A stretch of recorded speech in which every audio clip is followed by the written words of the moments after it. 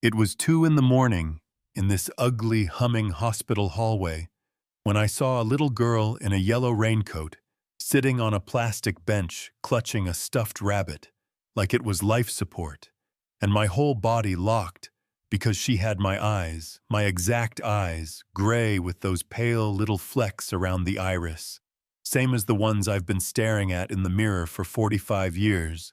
And before I could even process that, a nurse was telling me her mom, Renee, might not make it through the night without emergency surgery, and there's no listed father on the paperwork.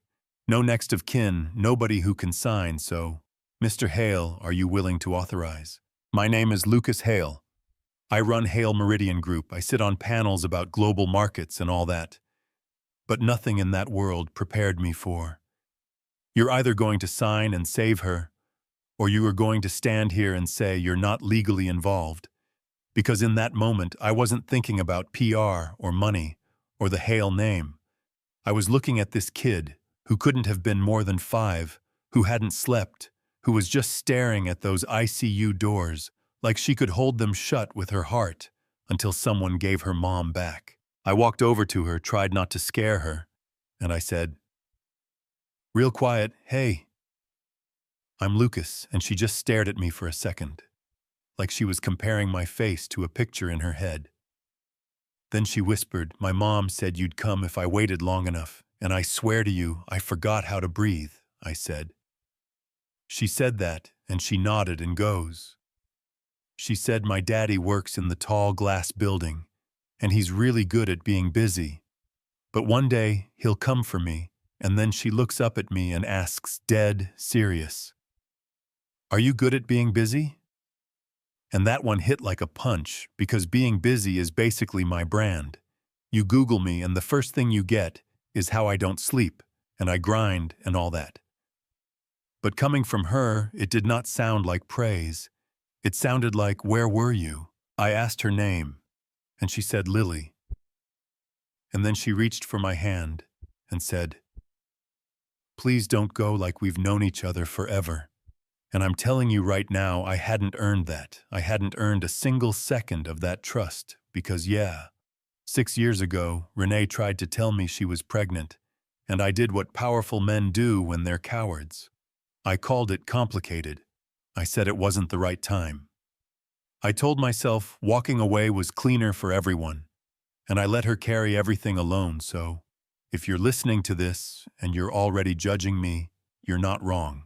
You're not harsher than I've been on myself since that night. The nurse said, "Sir, we need to move," so I signed. My hand was actually shaking, which hasn't happened in a boardroom in 20 years.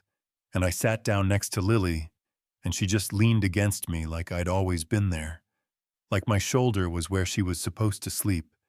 And I whispered into her hair, "If you're mine, I'm sorry I wasn't there, but I'm here now." And I meant it. Not like some movie line, I mean. I felt my life tilting under me and locking into a different track. You know what I mean. And right when I thought, okay, one crisis at a time, let her mom survive, we'll figure the rest out, the temperature in that hallway dropped 10 degrees, and my mother walked in. Now you gotta understand who my mother is. Victoria Hale is old money, sharpened into a weapon. Pearl's controlled voice never apologizes. Legacy first, people second, feelings last. And she didn't even look at me first. She looked at Lily, and I watched her face twist, like she smelled something wrong. And she said to me in that low boardroom voice, "So this is what's threatening the family." And then right in front of this little girl, she said, "You are not letting some woman's child chain you to a scandal." And Lily, who had been dead quiet this whole time, stands up and tries to be polite, like she's been taught to be polite to adults, even when she's scared. And she says, "Please, ma'am, can you help my mom? I just want my mom." And my mother literally recoils and says, "Don't touch me," and pushes her hand away, hard enough that Lily stumbles and hits the floor. And that was it. That was the moment something in me snapped and didn't come back. Because I picked Lily up, and she buried herself in my shirt, and she's shaking and crying into my chest. and I looked at my own mother and said, "Slow, calm the way you talk right before you flip a table. You don't talk to her, you don't touch her, you don't even breathe near her again." And my mother tried to play the same card she's played on me my whole life, Lucas. This isn't family. This is leverage this woman trapped why. And I cut her off and said, "Leave. Now. Or you're done." And for the first time in my adult life, she actually walked away because I told her to. That was the first line in the sand. The second line happened when Renee woke up. Surgery kept her alive, thank God, but she was pale and wired to everything, and still tried to smile for her daughter. And Lily just broke when she saw her eyes open like full body relief. Mommy, you woke up." And I'm standing there in the doorway like I'm not sure if I'm allowed to exist in this room. And then Renee's eyes slid over to me and narrowed like she was making sure I was real, and she said, voice all torn up, "Lucas, is this real?" And I said, "Yeah, I'm here." And she let out this little laugh that was half pain, half disbelief, and she said, "I thought I dreamed you." And I told her the truth. I didn't go into spin mode. No PR language, just, "I should have been here 6 years ago, and I wasn't. That's on me, but I'm here now, and I'm not leaving you alone with this ever again." And I didn't just say it. I'd already had the paperwork drawn overnight, pulled out acknowledgement forms with my name already filled in under father. And I told her, I'm not trying to take her from you, I'm trying to claim her with you, officially, publicly, permanently, if you'll let me. And she just stared at me like she was looking for the lie. And then she looked at Lily, holding on to both of us like we were the same person, and she said, "You sure you're strong enough for this storm?" And I said, "No, but I'm staying anyway." And she signed. I signed, and Lily asked what it was, and I told her, "It means I get to be your dad on school forms."